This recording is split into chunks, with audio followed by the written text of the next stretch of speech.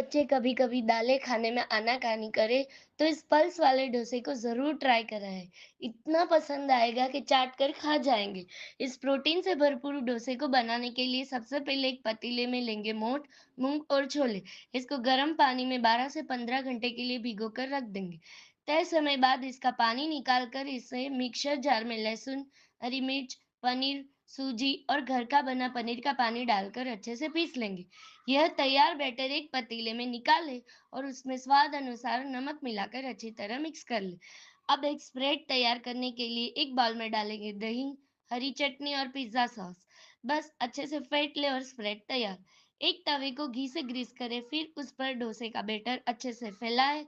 एक साइड से सेकने के बाद पलट दें और दूसरी तरफ भी सुनहरा होने तक सेक लें।